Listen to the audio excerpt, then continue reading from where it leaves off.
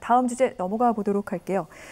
얼마 전 추미애 법무부 장관의 발언이 또 논란을 불러일으킨 사안이 있었습니다. 피의자 휴대전화 비밀번호 공개 법안을 거론하면서 정치권, 사회 각계에서 파장이 큰데 내용은 이렇습니다. 수사 과정에서 피의자가 휴대전화 비밀번호를 숨길 경우, 그래서 수사가 방해될 경우 이것을 공개하는 것을 강제하고 이를 따르지 않을 경우에는 처벌할 수 있도록, 그렇게 제재할 수 있도록 하는 법안을 좀 논의해 보겠다라는 건데, 한동훈 검사장 기억하시지요? 지금 채널A 기자 강요 미수 사건에 연관이 되어 있는데 휴대전화의 비밀번호를 풀지 못해서 더 이상 수사가 진척이 되질 않고 있습니다. 이 과정에서 이 문제가 거론되면서 상당히 지금 법조계 등등에서 여러 가지 얘기가 많이 나오고 있기도 합니다.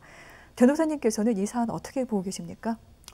사실은 한동훈 검사장이 어찌됐든 검찰 조직 내에 굉장히 고위 검찰 간부지 않습니까?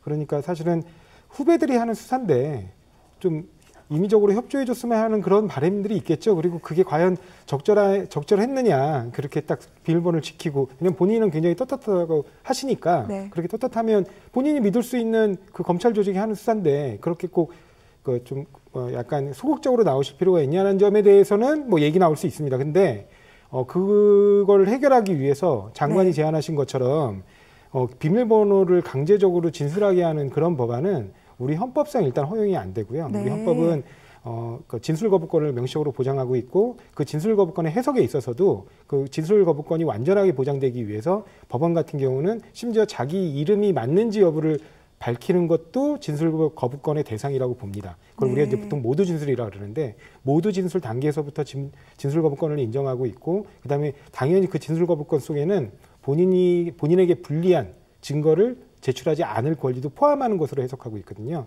그래서 그렇게 본다면 네. 우리 헌법 체계에 일단 맞지 않고, 그다음에 그 법무부를 통해서 입장을 밝히시면서 영국의 사례를 들으셨는데 네. 영국의 그 법률 같은 경우는 이미 그 법률 자체로도 비판을 많이 받고 있고, 그다음에 문제는 그 법의 적용 범위에 있어서도 네. 이제 중대한 국가안보상 위협이라든가 아니면은 그러니까 아동 성범죄와 같이 회복할 수 없는 피해가 네. 발생하는 아주 중대한 피해 발생이 우려가 있는 극히 제한된 범죄에 한해서만 네. 적용하는 것으로 알고 있고요. 실제로 그와 관련해가지고 아동 성범죄 관련해서 적용돼서 처벌된 케이스가 딱 한 건이 있는 것만 알고 있거든요. 그런데 그런 건을 일반 사례처럼 말씀하시면서 네. 이 법의 당위성을 설명하시는 건 좀 맞지 않을 것 같다. 이렇게 법조계에서는 사실은 비판의 목소리가 상당히 강하게 나오고 있는데, 한편에서 또 이런 얘기도 있습니다. 지금 디지털 범죄들이 흥행하고 있는데 이 부분과 관련해서 좀 논의할 필요가 있지 않겠느냐, 이런 의견도 있습니다. 어떻습니까? 그렇습니다. 사실 어떤 필요성과 네. 어떻게 보면 결국 그 형사 사건이란 것은 실체 진실 발견과 적법 절차 보장, 이게 두 가지의 큰 이념입니다. 그런데 실체 진실은 적법 절차에 의해서 네. 찾아라는 것이 헌법이 정하는 원칙이죠. 지금 이번에 지금 추미애 법무부 장관께서 이런 얘기를 한 것에 대해서 법조인들의 네. 반응은 뭐냐면은 실화냐?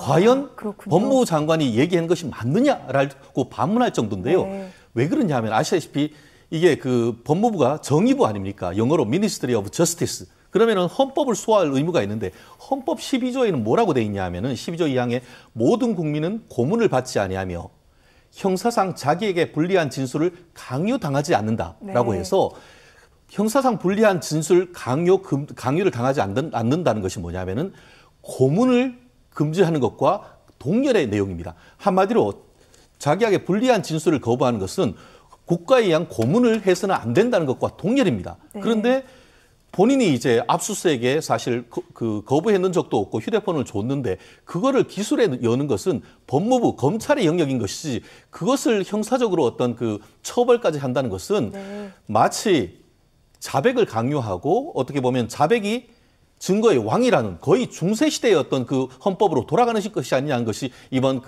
법조계의 반응인데요. 실제로 지금 어떻게 보면 진보적인 어떤 네. 성향을 가졌다고 하는 민변이라든가 참여연대에서도 이 부분에 대해서 비판적인 시각을 가지고 있고, 지금 서울지방변호사회, 대한변협에서도 일치하여서 이 부분에 대해서 비판을 하면서 특히 서울지방변호사회 같은 경우에는 국민 앞에 책임지고 사과하라는 그런 성명까지 냈다는 점에서 이 부분에 대해서 문제의 심각성이 있는데요.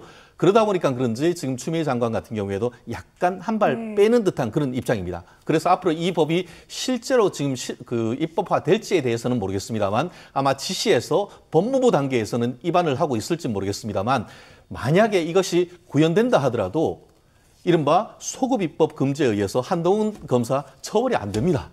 근데 왜 이런 것을 무리하시는지에 대해서는 저도 의문입니다. 알겠습니다. 아까 앵커분께서 말씀하셨는데 뭐 디지털 범죄와 관련돼 가지고 어떤 새로운 그 제도나 그 어떤 기술들이 도입돼야 되는 거 아니야 뭐 이런 말씀하셨잖아요. 근데 일정 부분 그런 게 필요하다고 생각될 수 있는 부분들이 있습니다. 왜냐하면 이제 국가의 이제 지금 현존하고 그 굉장히 중대한 위협이 되는 국가 안위와 그다음에 국민들의 그 안전, 그러니까 생명과 안전에 중대한 위협이 되는 경우에 그 중대한 위협을 그 즉시 이건 수사의 필요성이 아니고요.